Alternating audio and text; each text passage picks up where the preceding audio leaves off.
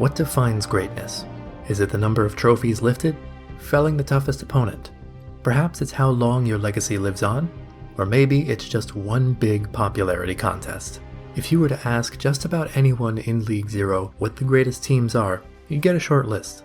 San Francisco Glock, Flushed, and maybe even a few teams like Wisdom Academy or Rio Redemption. But one name that would most certainly be mentioned, almost regardless of which season you're discussing, would be Easy Clap. Not heaven nor hell, winless seasons or curses can keep this motley crew from coming back time and time again, attempting to rebuild the same core that created the original Cinderella story all those years ago. But what exactly happened? How did we get here, and where did this legend start? Well, it's a long story.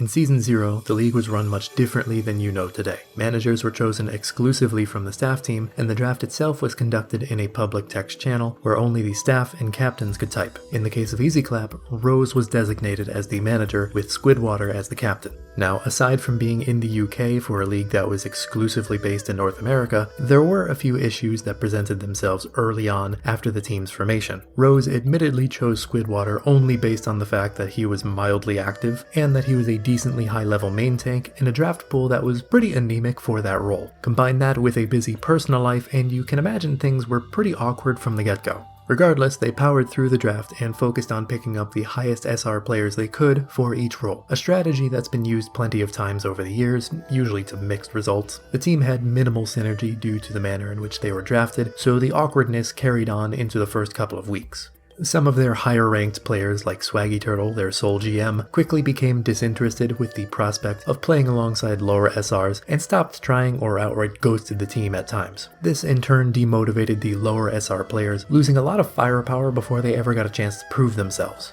Saito Preston, a free agent, was brought in as a ringer for scrims to fill in the gaps for flex support, and generally speaking, their first few scrims went alright. Players performed well individually, and management was still confident they could coach everyone up to the level of synergy they'd need to compete over time. The roster itself was, shall we say, less optimistic. Yeah, so we had I don't know, they thought it was something else. That's what I think the reasoning for that was. The higher SR players just didn't want to scrim with the lower SR players, and I don't know what their expectation was going into the league, but that was kind of just what happened. They just didn't want to show up to scrims, and with the EU managers, and it was tough for everybody. So we just had we didn't ever have a consistent roster at the start. There were lots of toxicity going into the league and going into scrims every day. At some point, it demotivated people from just even showing up. The first few scrims came and went, and while the team would perform incredibly well from a mechanical standpoint, they still struggled with any kind of team building. In hindsight, Rose can look back now and see the major issues that were never addressed. While giving her insights, she seemed to be overly harsh on herself about not being able to properly coach the team due to her time zone difference. While likely not the entire reason, this handicap surely didn't help. The first iteration of Easy Clap, quote, felt like strangers to those that were around back then, and they performed about as well as you'd expect for their first game against Platchat. I don't know, the team was really susceptible to tilting really fast. It was either we steamroll them or we get steamrolled. That was normally how scrims and games went into the first couple weeks, and for the first match, that definitely happened. Right up until the game itself, Rose was very confident in her team's ability to perform. However, reality came crashing down like a ton of bricks. Not that reality, give it a minute, we'll get to him. Once in-game, Easy Clap crumbled at the first sign of adversity, Platchat steamrolled their way to a clean 3-0, and it really wasn't close. As Rose describes it, comms were completely silent by the time they entered Map 2. I don't think anyone wanted to pick up the leadership role, so everybody was just kind of doing their own thing, and that's also, without a leader, people are just gonna fight amongst each other.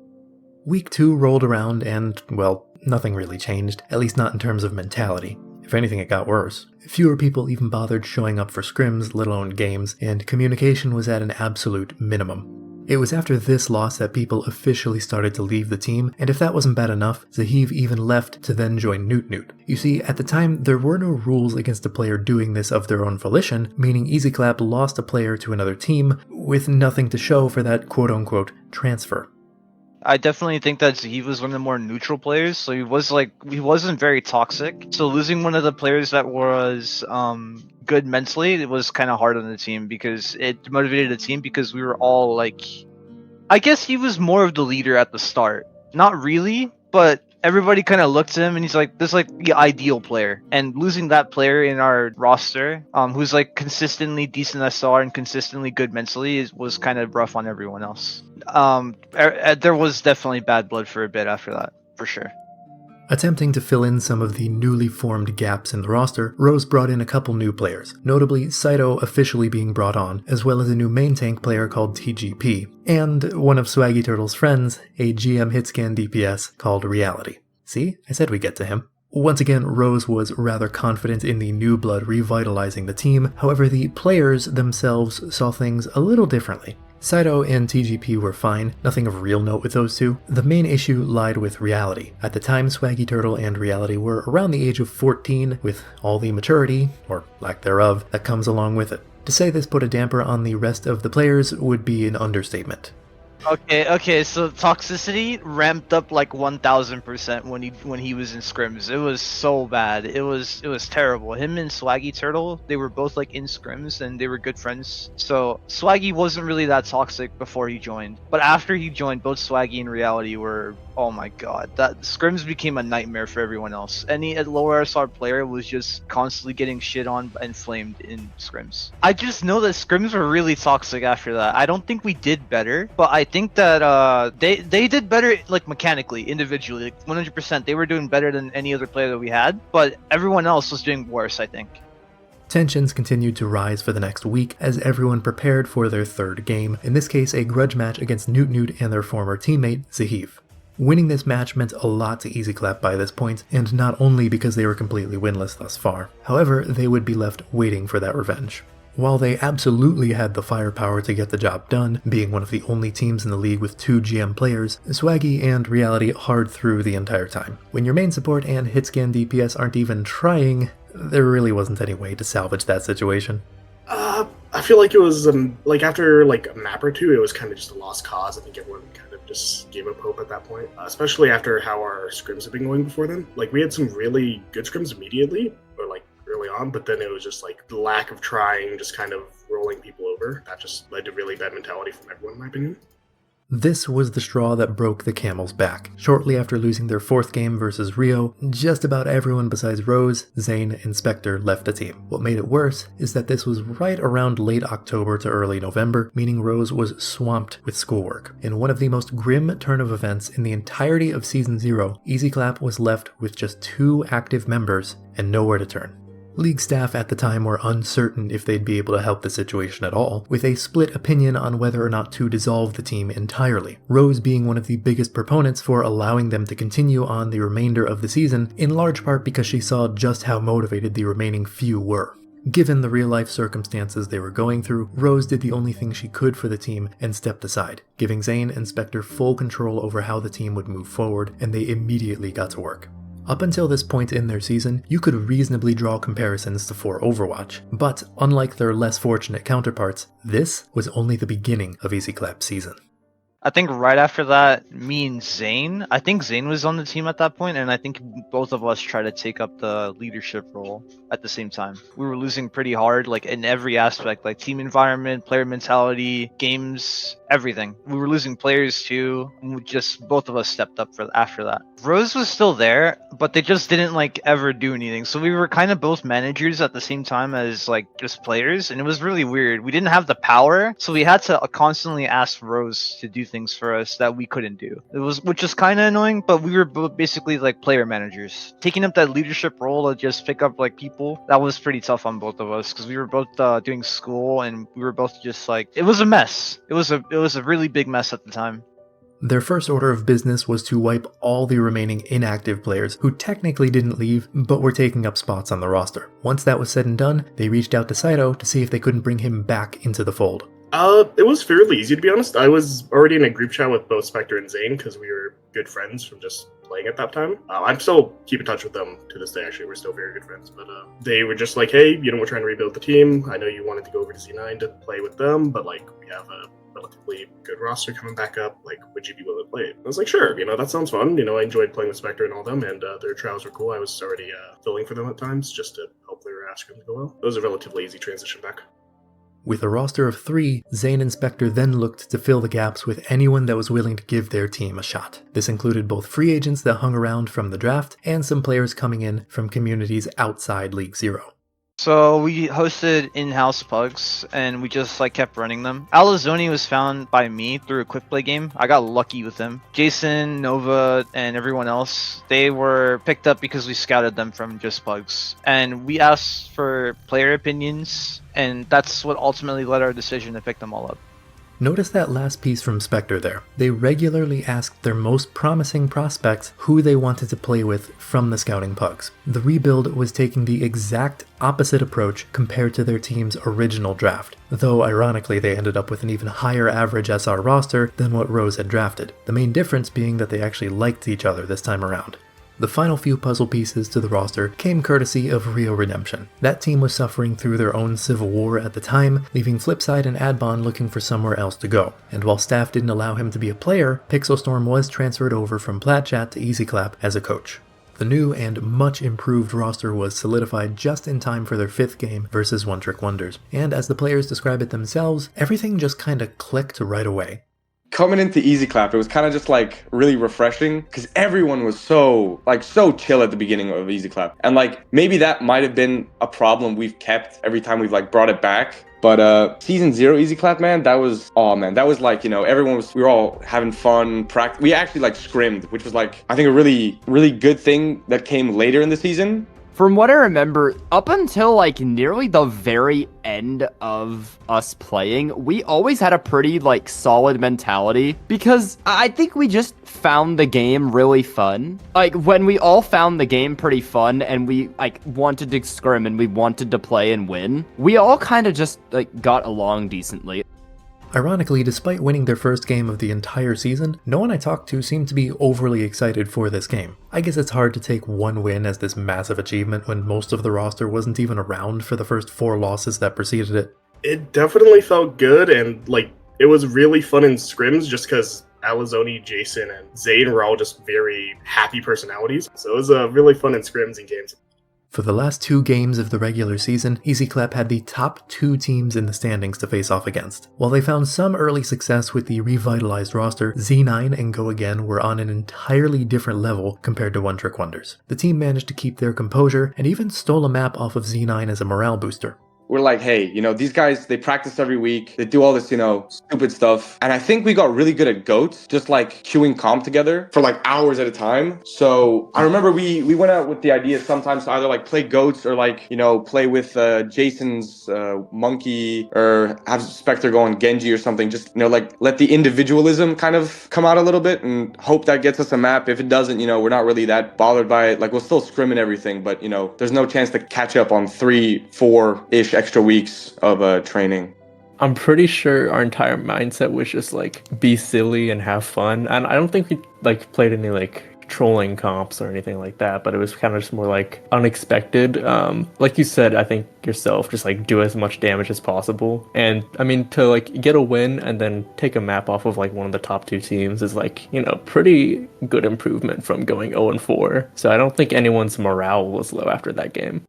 Now, while the Z9 game was mostly just a statement and some fun, there was a bit of a grudge match for the last game of EasyClap's regular season. Throughout the entirety of Season 0, there were concerns about staff bias favoring their teams when it came to enforcing the rules. As you can imagine, tensions would run high every couple of weeks whenever any drama broke out, but in particular, Plasma got the brunt of it.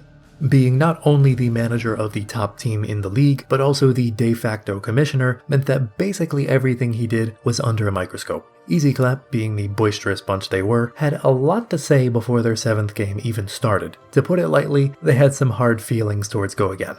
There probably was, because of my own reaction. I don't, even as edgy, 14-year-old or whatever I was, it probably wouldn't have happened if I wasn't already kind of mad or pissed off at Plasma in general. Because I think it was a general consensus among a lot of the people in the league that like season 0 at least was supposed to be for fun and it was supposed to be more like chill community, and then you have like Plasma playing as hard as possible to win. It left kind of a bad taste for people. But going into the game, I think this was like when Goats was like really starting to become meta.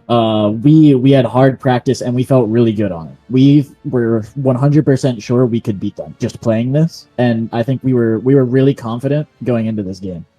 What happened during this match set off a chain of events that is still referenced in the community to this very day. First things first, Flipside disconnected early on in the series. A short pause was given to try and sort things out, but he just couldn't get his router to cooperate in time. While Plasma was trying to resume the game, the rest of EasyClap were scouring the rulebook looking for the proper course of action. Funnily enough, it didn't mention anything besides the aforementioned 5-minute pause to attempt a reconnect. Specifically, the rules back then didn't mention that teams couldn't sub in a player in place of the person who disconnected. Of course, nowadays it's common sense you couldn't do this, but officially speaking, the rules for Season 0 didn't disallow it when most other tournaments would explicitly state that you couldn't. EasyClap was desperate to get Raging Cool in the game to fill that 6th spot, and that combined with the hate for Go Again going into the game led to a heated exchange of sorts.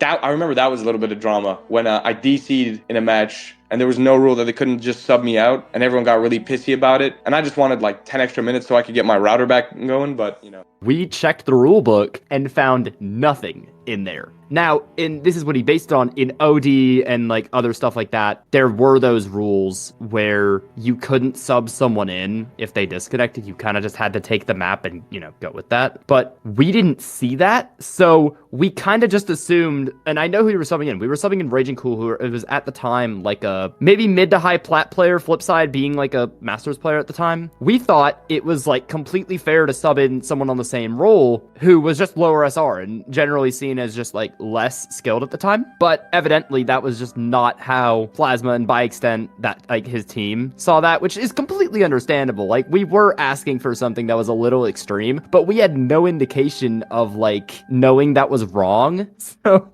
we wanted it, and then obviously, which I'm guessing you're going to speak about next, things were said. So it got pretty heated, and it got to the point where like we just didn't care at some point because he made up that rule on the spot. And he was like, we thought he was biased. He owns Go Gain, right? Like he was the manager. He also like wrote the rule book and everything. So it was like we thought it was incredibly biased of him to just make up a rule on the spot in favor of his own team. Even though looking back at it now, like I think it's okay, that rule, but I don't think that you should be making up a rule on the spot. It definitely tilted us. It tilted me pretty hard. I was like, that's not fair, because we couldn't like sub in another player, and that tilted us for the rest of the map. And then going into the Oasis map, right? I think I made Adbon say something, the Adbon word, if you recall. So I don't want to throw anyone under the bus here. I have a distinct memory, and I could just be completely wrong, of Spectre also doing it. Possible he didn't, but obviously I did, and I was the one that got banned for it. But I think that might have been part of it. It's like we were all really pissed off and we're just deciding fuck this, or like it might have been said at some point to like, yo, what if we just do this? And probably took the joke a bit too seriously. Match chat was lit ablaze with a lot of salt, mostly from EasyClap. Ironically, talking to Dempsey, Go Again's players were mostly chill about the whole ordeal. Plasma, on the other hand, didn't take too kindly to Adbon throwing around slurs in match chat. The game was put on pause for the rest of the staff team to handle the situation and allow for a non-biased ruling. Eventually, it was decided that Adbon would be banned for the remainder of Season 0, and the last map of the series would be replayed at a later date. While they technically had time to recuperate and get Flipside back online, there really wasn't much to say about this rescheduled map. EasyClap was still tilted off the face of the planet, now permanently down one of their players, and they just got rolled. Now, one thing to note about Season 0 is that it was scuffed, obviously. Pretty much everything was made up on the spot by staff, with a little input coming from the team captains. Things were so last minute that the format for playoffs wasn't known until after the last week of the regular season had officially ended, meaning that for all this time, the new rebuild of EasyClap had no expectations of ever making a postseason run. Little did they know, the stars were about to align for them in the best way possible. everyone made playoffs. The catch? The lowest seeded teams would have to fight through a wildcard gauntlet all the way up through the 4th seed if they wanted a chance at making the semifinals. For Easy Clap, that meant winning a single control map versus One Trick Wonders, then Uwu, then Newt Newt, and then finally winning a first to 2 against Rio Redemption, with those first 3 being back-to-back. Sounds easy, right? You have no idea. I don't even think we even have a trophy. 96, 97, clock is ticking down. Orb coming in. Gets 2! J-Epic with an amazing play to keep their scenario alive. Saito just gets knocked off. And a Hail Mary Diva Bomb coming in. Gets no one. But Nova and Alzu has something else to say. Pronounced his name wrong too as well. And then it's just a 2v2. Looks like a 3v3 another point. 3 points! Jake's the left one alive! Looks like it is. Easy Clap holds it as the Zenyatta rollout. I don't think he's gonna get it. He isn't, and the body block comes in, and Uwu's playoff hopes are all gone as Easy Clap wins 2 straight. Jason's all fails. They will be able to go on point, and overtime comes in. Center Preston immediately gets. Center Preston picks off Melon, quick off. Didn't do anything. What a throw, Lord Hawk. Of their desperation bomb. Flipside does pick off Lord Hawk. It's a 3v6. Lord Hawk getting picked off. Throwing an ult. There comes Lucio on the point. And a grab. Throwing the pain. Newt, you get a... Nope, still alive. Newt, sadly. Tough shit. Knocked out of the playoffs. It just seems really split here as Dev and Vibes are able to go down. Saito pops the trends and it's only not even, he's immediately dead as they say it. Zero needs to touch this point and that's it. Easy Clap was mildly optimistic about their chances, and at the very least they were just happy to even get the chance. Safe to say they earned a lot more success than they bargained for. I'm pretty sure it was just fuck it, let's just try our best and have fun with it type beat, go as far as we can. Evidently, I think I was still a problem at that point because I was just not committed to the team because I was doing witty shit at the time, which ended up causing a lot of friction between me and the other players at the time. Oh, we were definitely excited for it because thinking that the season was over, we thought, okay, well, this sucks. And then we get the second chance to go in. Everybody got excited. We got really, once we figured out that we have to just, win the whatever it was, 3 or 4 games in a row, everybody on the team just started hard grinding. It was right around Christmas break, so everybody was off school. No one had anything to do. Everybody was just 12 hours a day, grinding ranked, grinding scrims. We went ridiculously hard. I remember there was a specific night after one of our scrims, we were going over map plans and reviews, and I still have the original text file of plans that we made for that, and I can't remember if this was for wildcards or if this was for actual playoffs against like Go Again and Z9 and them, but we spent like 3 hours just talking about strategies and maps, not even scrimming.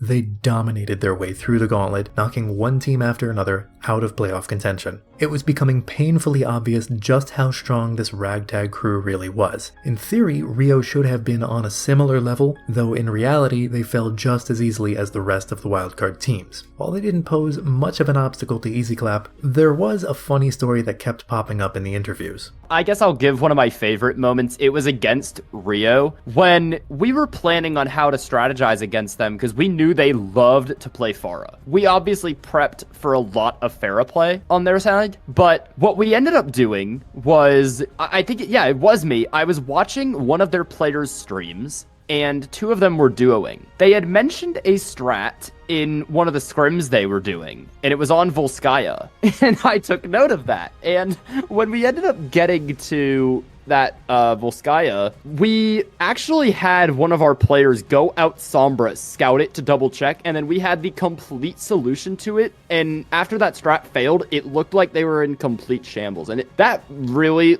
we were a morale team. And after completely dismantling the strat they had built for Volskaya A defense, it felt great. We were all so happy.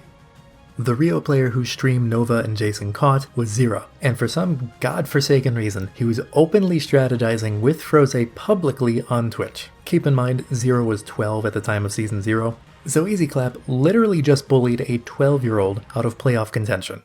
Anyways, with their semifinal spot locked in, Easy Clap had about a month to prepare for their revenge against Go Again. The regular season ended in mid to late December, and the semis were scheduled for the new year, about 3 to 4 weeks away. The holiday break definitely put a damper on the grind, with one piece of drama creating a decent-sized rift in the team by the time January hit. At right around this time is when the turmoil and the drama started to happen, because at the time, Saito, who came in as our main support at the time, he came in and he was good. Like, he was really good at the time. But then I think after the season ended, he started playing more with his OD team. And then like the season fully ended, so he started hard committing to that and didn't really play with us anymore. But we still needed him. But because he wasn't able to commit to us fully like we expected or wanted him to, which I mean is fair to him because OD was a little bit more important than League Zero. But we still wanted to win. But he wasn't cooperating with the rest of the team. And we needed him. And that caused a lot of conflict. There's a clip of one of our scrims where we start arguing about the team composition that we were playing, and